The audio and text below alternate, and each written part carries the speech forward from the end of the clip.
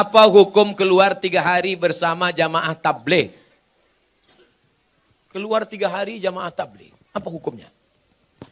Di India, jamaah tabligh itu dari India. Namanya Maulana Ilyas dan Maulana Zakaria Kandahlawi. Di India nggak bisa tabligh akbar begini. Di India nggak bisa tabligh akbar begini. Kalau tabligh akbar begini, datang Amitabh Bachchan, Sanjay Dutt, Hema Malini, Rani Mukherjee. Hafal juga Pak Ustaz. Nggak bisa. Maka ijtihad Maulana Ilyas Zakaria Kandahlawi, mereka datang dari rumah ke rumah. Dakwahnya dari pintu ke pintu, door to door. Assalamualaikum. Waalaikumsalam. Kya hal hai? Tike kuch kota hai. Kya hal hai artinya apa kabar? Tike artinya kabar baik. Kuch kota hai judul film. Saya pun nggak tahu apa itu. Acha. Saya paling bingung ngomong sama orang India. Antara iya dengan tidak, goyang kepalanya sama. Saya tanya, kya hai Diki? Saya tinggal di hotel kamar berapa? Acha kata. Lantai 3 apa 4? Acha kata. Maka ini datang dari India. Mereka ulama-ulama ahli hadis. Siapa yang kaya, punya duit banyak, kerja tidak mengikat, 3 hari datang ngajak ke pintu. Assalamualaikum, waalaikumsalam. Ayo ke masjid ya. Ayo datang pengajian ya. Mereka inilah yang berdakwah di jalan Allah. Abdul Somad ceramah ke Bontang. Kenapa? Karena diundang Pemko. Abdul Somad ceramah ke Bontang. Kenapa? Karena diundang Bada LNG atau LNG Bada.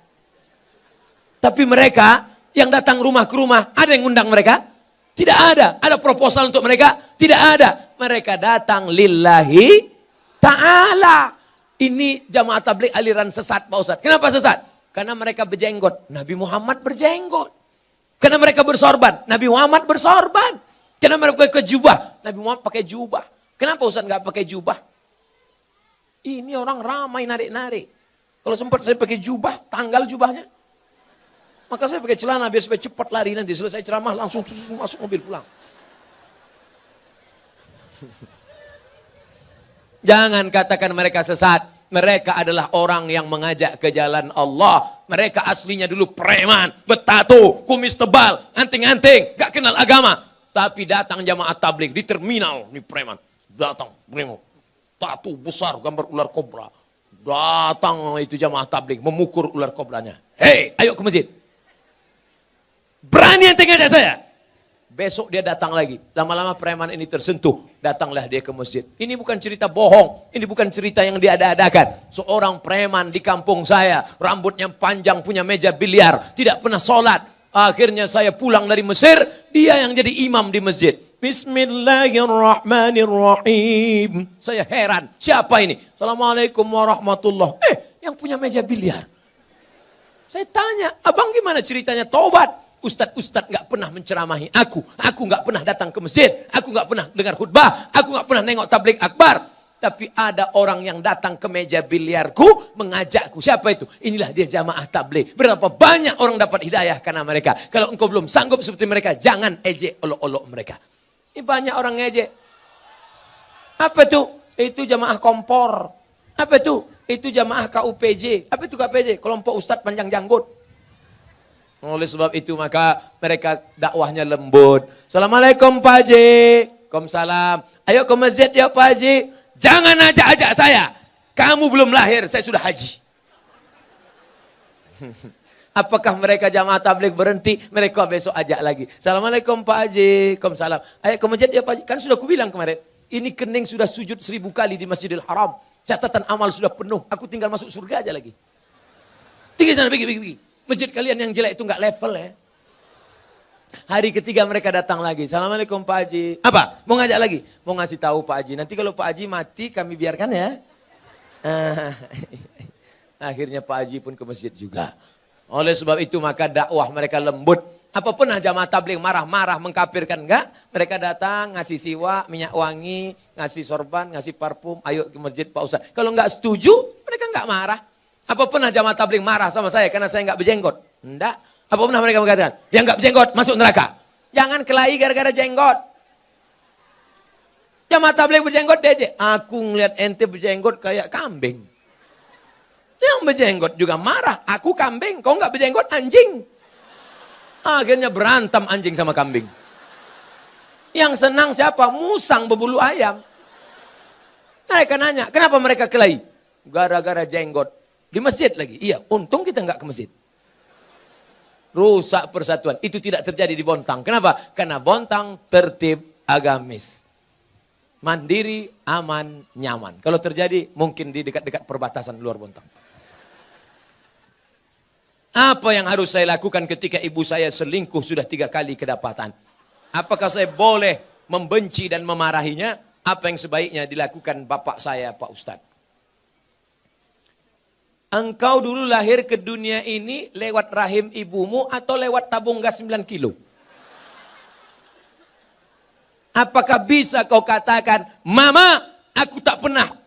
Tidak pernah, kita pernah lalu di perutnya, lalu di rahimnya, dan dia meregang nyawa. Itu tidak bisa kau pungkiri. Oleh sebab itu, bahwa dia bersalah, ya, tapi kesalahan dia tidak membenarkan kedurhakaan engkau. Maka caranya bagaimana? Suruh bapakmu menasehatinya. Bapakmu pun kok bisa dia buat selingkuh 3 kali? Kemana bapakmu selama ini? Laki-laki itu kan tahu dia, periksa HP-nya. Tiba-tiba di HP ketawa-ketawa, kik. Kau ngapain siapa?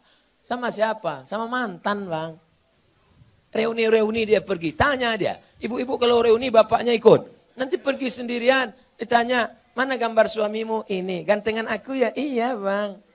Akhirnya semua berawal dari macam. Udah macam abang saya, udah macam adik saya. Berawal dari macam, berakhir dengan macam-macam. Oleh sebab itu ini mesti kita jaga. Nah, dalam kasus begini bagaimana Pak Ustadz? Laki-laki 2. Yang pertama dia sabar atau dia gugat ke pengadilan. Kalau kau sabar, kau jaga dia. Kalau tidak, kau gugat di pengadilan. Maka kasus perselingkuhan paling cepat hakim menjatuhkan talak. Kalau kau sabar, jaga dia dengan baik. Kalau kau tak sabar, kau lepas dia dengan baik. Bunga bukan setangkai, kumbang bukan seekor. Patah tumbuh hilang berganti, hilang 1 tumbuh 1000. Gimana? Sabar? Saya sabar Pak Ustadz. Jaga dia sampai mati, saya jaga Pak Ustadz. Lupakan yang lain, lupakan. Jaga dia. Tapi jangan mulutmu berkata sabar, hatimu berkata yang lain. Gimana aku bisa menerima dia? Dia sudah diobok-obok 3 orang. Ustadz, seorang akhwat, ada ingin saya tanyakan. Ada orang melamar saya, tapi saya sedang menyukai orang lain. Bagaimana ya Pak Ustadz?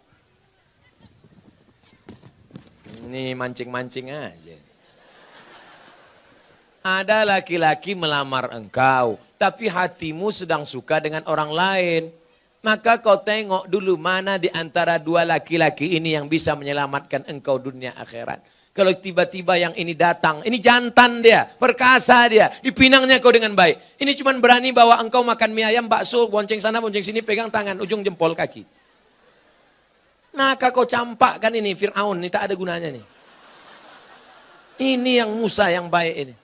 Laki-laki yang baik bukan yang berani membawa engkau di belakang orang tuamu. Laki-laki yang baik adalah yang bertanggung jawab datang. Laki-laki yang perkasa bukan yang datang dengan mobil besar, motor megah yang mewah. Laki-laki yang perkasa adalah laki-laki yang berani berkata, kupinang kau dengan bismillah.